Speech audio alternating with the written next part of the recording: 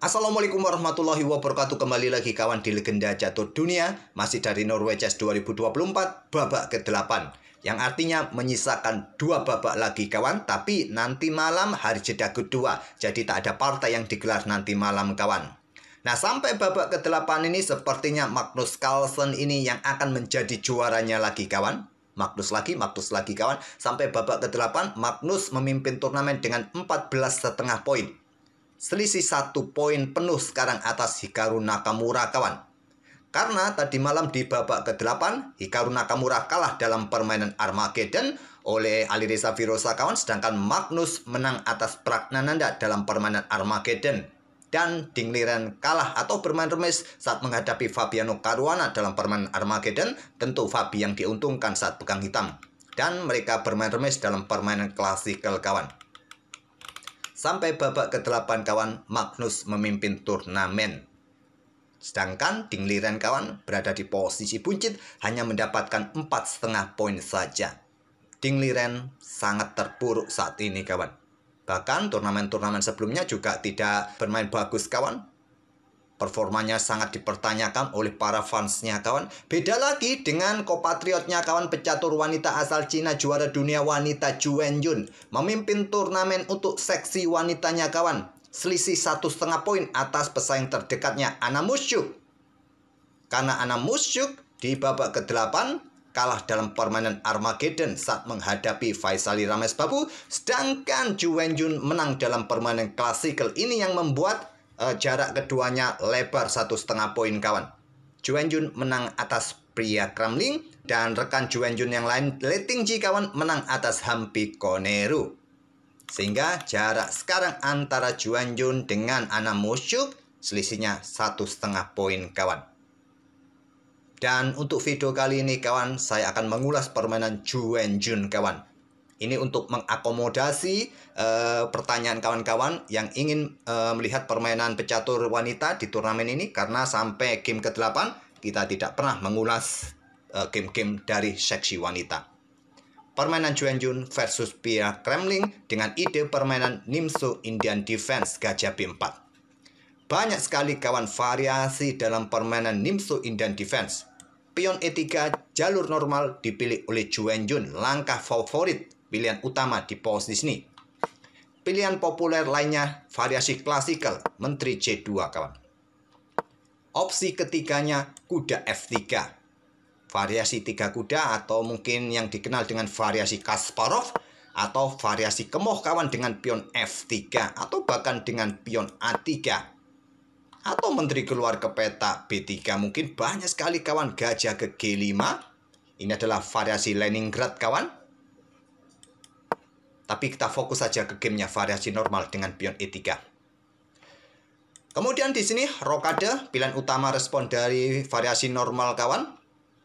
Nah, biasanya gajah D3 respon dari putih di sini, tapi memilih dengan langkah gajah D2. Ini opsi keempat di posisi seperti ini yang dipilih oleh Zhu Wenjun. Pion D5 kawan, kalau tadi dengan gajah peta D3 ya responnya dengan pion D5 yang paling utama, yang nanti akan bermain dengan Queen's Gambit Decline. Memilih dengan gajah D2.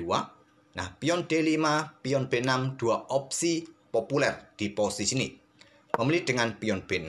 Baru sekarang gajah D3, gajah B7. Kuda G berkembang ke peta E2. Zhu Wenjun menawarkan pion gratis kawan di peta G2. Ditolak dengan pion D5. Terima saja menurut engine kawan. Ini engine versi 11 yang merekomendasikan untuk ambil pion G2. Memang sementara di Norway Chess ini Stockfish menggunakan Stockfish 11 kawan untuk mengotak-atik game yang ada di Norway Chess 2024. Kalau di event yang lain terkadang Stockfish terbaru yang dipakai oleh chess.com kawan. Nggak tahu kenapa fitur Stockfish 11 masih dipakai oleh chess.com kawan. Nah, memang harapan dari Zhu Wenjun saat pionnya diterima akan memanfaatkan lajur G yang semi terbuka ini kawan bagi bentengnya. Gajah F3, mungkin ada benteng G3, gajah mundur ke peta H5. Nah, mungkin pion E4.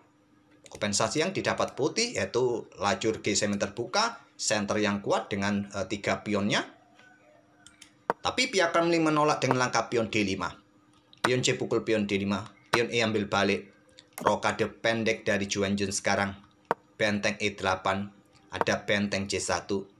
Pion A6 kawan, diikuti dengan pion F3. Untuk perkuat peta E4-nya, juga buka akses bagi menteri untuk keluar, ataukah juga untuk persiapan dobrak peta E4 nanti kawan. Gajah tarik mundur ke peta D6 oleh Pia. Pion G4 ternyata dimainkan oleh Juanjun kawan. Menteri ke E1, kuda bergerak ke peta G3. Ya, untuk menempatkan kuda di belakang pionnya kawan, atau nanti disusul menteri terlebih dahulu keluar baru kuda ke G3 mencapai peta F5 untuk menantang juga pertukaran kuda di peta H5. Pion H6, menteri E1. Pion C5 counter attack lewat sisi menteri. Sekarang Juanjun, maksud saya pihak Kremlin, dan Juanjun melangkah menterinya ke peta H4. Di sini ada kuda B berkembang ke peta D7, langkah bagus, dan menteri tarik mundur lagi ke peta F2. Langsung kuda G3 untuk melanjutkan rencana bagus kawan. Kalaupun ada serangan dengan pion G5 di sini, ya pion ini jatuh karena tidak ada yang meng-backup. Mungkin kuda akan manuver ke peta F8, baru nanti mungkin akan menyerang menteri kawan. Kalian langsung coba tekan dua pion ini dengan kuda. Memilih dengan menteri mundur kawan. Kuda manuver ke F8. Pion H4. Apa yang dilakukan oleh Juanjun kawan? Setelah rokade malah dorong pion-pionnya di depan raja ini. Sangat agresif Juanjun sampai langkah ke-16-nya kawan dengan pion-pion rajanya. Kuda E6 untuk menekan pion pusat di sini. Nah, di sini raja bergeser ke peta H1, persiapan bentengnya digeser kawan ke lajur G.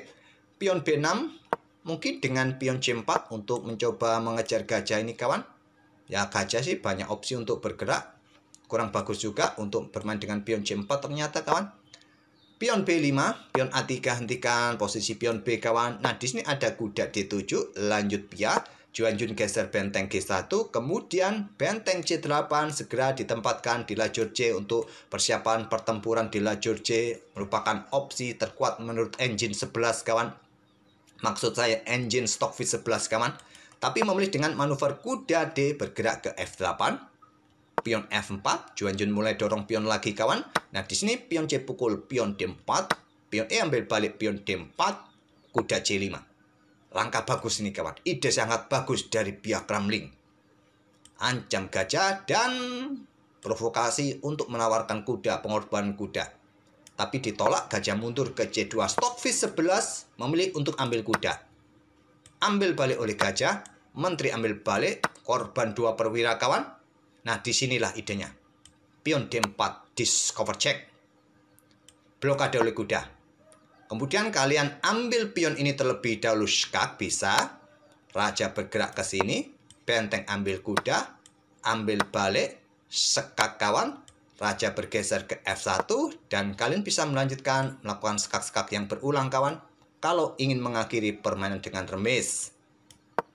Itulah hasil jika pion ambil kuda. Remis, bisa remis. Ide yang sangat bagus. Apapun variasinya, apapun urut-urutannya, jika dilanjutkan dengan variasi ini bisa remis. Tentu dengan langkah presisi catatannya kawan. Oke, kembali lagi. Ditolak tadi kawan, gajah mundur ke peta C2. Kuda E4, ancam menteri. Garbu gajah gelap menantang pertukaran juga diterima. Kuda pukul kuda. Dan diagonal terang ini cukup berbahaya kawan. Bisa discover, menteri jatuh. Blokade oleh gajah E3. Benteng C8 lanjut Pia. Pion F5 mulai dorong lagi pion rajanya kawan. Dan pion A5 menurut engine yang bagus.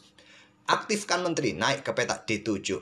Di sini ada gajah B3. Opsi yang lain kuda bergerak ke peta C3. Tapi memilih untuk menyerang peta F7 kawan. Menguasai diagonal ini. Nah, di sini ada benteng pukul benteng, jual beli benteng, ambil balik dengan kuda. Kalau Stockfish menyukai dengan benteng ambilnya kawan, tapi benteng tetap konsen di lajur G untuk antisipasi nanti membuka diagonal ini. Pion didorong ke peta F6 dan pion G-nya aman. Itulah mungkin rencana Juanjun, ambil balik benteng menggunakan kuda. Gajah B8, tarik mundur. Akan tempati oleh menteri di ruang gelap nanti. Ingin menyerang di ruang gelap. Kalau ditinggal oleh menteri bisa berbahaya kawan. Ada kuda kembali ke peta E2. Gajah D5 menantang pertukaran. Diterima akhirnya kawan. Dan selanjutnya ada pion F6. Ditolak. Di sini kawan, pihak Kramling menghabiskan sekitar 3,5 menitnya melangkah kuda bergerak ke E6. Langkah terkuatnya kawan dengan pion G6 menyerahkan pion yang di sini, tapi hitam baik-baik saja. Memang minus 1 pion, tapi posisinya aman. Tapi kuda bergerak ke petak E6 menghabiskan 3,5 menitnya yang membuat kontrol waktu dari pihak Kramling ini hanya tersisa 21 detik, sedangkan kita masih di langkah ke-30 kawan. Kalau belum mencapai langkah ke-40, belum ada tambahan waktu. Dan kalau waktu habis sebelum langkah ke-40, ya sudah wassalam, game over. Kuda E6, pion pukul pion, ambil balik dengan kuda yang terkuat, tapi memilih ambil menggunakan raja kawan. Awas, ada ancaman serius di lajur F karena ada benteng F1. Kuda mundur ke F8, jaga pion. Tapi menteri bisa menusuk ke petak F6 skak. Raja bergerak, dicaplok pion, ancaman skak mat 1 langkah. Tapi pihak Kramling masih mencoba dengan pion E3 open skak setelah raja bergeser dan kuda E6. Di posisi ini kawan, hitam atau pihak Kramling menyerah karena pion ini jatuh di langkah berikutnya dan benteng pun juga bisa jatuh kawan. Oke, tak perlu saya lanjutkan lagi. 4-5 langkah berikutnya skak mat kawan juga.